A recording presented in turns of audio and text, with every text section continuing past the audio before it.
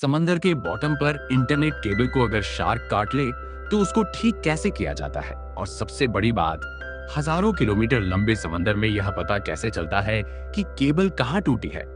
जिस वीडियो को आप अभी देख रहे हैं, YouTube से लेकर दुनिया के लगभग पूरे इंटरनेट ट्रैफिक का बड़ा हिस्सा समंदर के नीचे बिछी छुपी हुई केबल से गुजरता है। एक ऐसा हाईवे जिसे हम इस्तेमाल तो रोज करते हैं लेकिन देख नहीं सकते। मिक्स टीवी की इस नई वीडियो में आप सभी का एक बार फिर से स्वागत है। अंडरसी केबल नेटवर्क इतना बड़ा है कि यह लगभग सभी कॉन्टिनेंट्स को जोड़ता है। ये केबल्स 8000 मीटर तक की गहराई में बिछी होती हैं, जहां प्रेशर लगभग 5300 किलोग्राम पर स्क्वायर इंच तक पहुंच सकता है। दुनिया की सबसे छोटी केबल लगभग 300 किलोमीटर लंबी है, जो अजरबैजान और तुर्कमेनिस्तान के बीच से गुजरती है, जबकि बड़े हिस्सों में 6600 किलोमीटर लंबी केबल्स भी मौजूद है, जो अमेरिका से स्पेन तक जाती है। पूरी दुनिया में इन केबल्स की कुल लंबाई 14 लाख कैम से भी ज्यादा है। अब सवाल आता है, जब सैटेलाइट्स मौजूद हैं, तो इतनी महंगी केबल्स की जरूरत क्यों? असल वजह है स्पीड और कैपेसिटी। दुनिया में लगभग 493 सबमरीन केबल्स मौजूद हैं और हर केबल बहुत बड़ी मात्रा में डेटा एक सेकंड में ट्रांसफर कर सकती है। इसके मुकाबले सैटेलाइट्स की कैपेसिटी कम होती है और मेंटेनेंस ज्यादा महंगी होती है। किसी बड़े सैटेलाइट फॉल्ट को रिप्लेस करना भी बेहद कॉस्टली पड़ सकता है। इसी वजह से समुद्र के नीचे केबल्स बिछाना ज्यादा प्रैक्टिकल माना जाता है। इन केबल्स के अंदर मौजूद फाइबर ऑप्टिक कोर दिखने में बहुत पतला होता है, लगभग बाल जितना, लेकिन इसी के अंदर लाइट सिग्नल्स के जरिए डेटा ट्रैवल करता है। कंप्यूटर का डेटा पहले इलेक्ट्रिकल सिग्नल से लाइट सिग्नल में कन्वर्ट किया जाता है, फिर लेजर या एलईडी के जरिए ये पल्सेस के रूप में भेजा जाता है, जहां लाइट का होना एक और ना होना शून्य को रिप्रेजेंट करता है।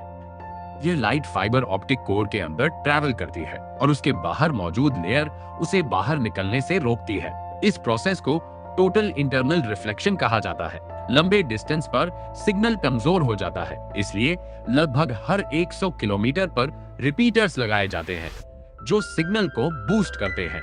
अब सवाल आता है, इतनी पतली फाइबर से इतना ज्यादा डेटा आखिर जाता कैसे है? फाइबर ऑप्टिक केबल का कोर ग्लास या प्लास्टिक से बना होता है और इसके अंदर लाइट ट्रैवल करती है। डेटा को छोटे छोटे पैकेट्स में कन्वर्ट करके लाइट पल्सेस की फॉर्म में भेजा जाता है। अलग अलग रंगों की लाइट एक साथ भेजने की टेक्निक को वेवलेंथ डिवीजन मल्टीप्लेक्सिंग WDM कहा जाता है। इससे एक ही फाइबर में कई सिग्नल्स एक साथ ट्रैवल कर सकते हैं। हजारों किलोमीटर दूर पहुंचने के बाद photo detector in light signals को वापस इलेक्ट्रिकल सिग्नल्स में बदल देता है और फिर डिवाइस उसे इमेज, वीडियो या टेक्स्ट के रूप में दिखाती है। लेकिन इतनी मजबूत टेक्नोलॉजी होने के बावजूद ये केबल्स हमेशा सुरक्षित नहीं रहती। समंदर के अंदर अर्थक्वेक, वोल्केनिक एक्टिविटी और कभी-कभी शार्क अटैक्स भी केबल्स को नुकसान पहुंचा सकते हैं। लेकिन सबसे बड़ी वजह होती है फिशिंग एक्टिविटी। कुछ फिशिंग वेसल्स समुद्र की गहराई में रहने वाली मछलियों को पकड़ने के लिए भारी ट्रॉल सिस्टम इस्तेमाल करती हैं। इन्हें समुद्र के बॉटम तक भेजा जाता है और फिर फ्लोर पर घसीटा जाता है। अगर गलती से यह ट्रॉल सबमरीन केबल वाले हिस्से में पहुंच जाए तो ड्रैग होने की वजह से केबल को भारी नुकसान हो सकता है। अब यहाँ सबसे बड़ा सवाल, इतने विशाल समंदर में अगर केबल टूट जाए तो पता कैसे चलता है कि डैमेज कहाँ हुआ?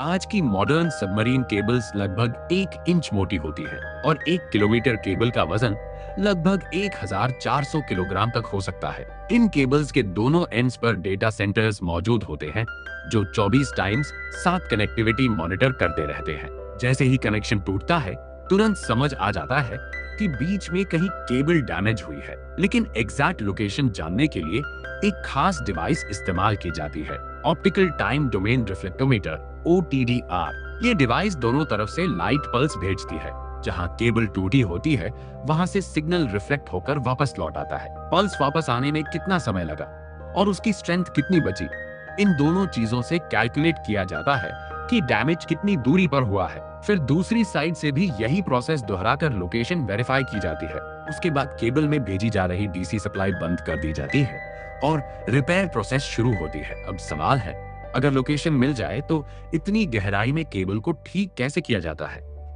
सबमरीन केबल्स को इंस्टॉल करना ही अपने आप में बहुत मुश्किल काम होता है। हजारों किलोमीटर लंबी केबल बड़े बड़े रोल्स में स्पेशल शिप्स पर लादा जाता है और पहले पूरी रिसर्च करके ऐसा रूट चुना जाता है जहां फ्यूचर डैमेज का खतरा कम हो। फिर एक रोबोटिक मशीन की मदद से समुद्र के फ्लोर को लगभग 1 मीटर तक खोदा जाता है और उसी के अंदर केबल बिछाई जाती है।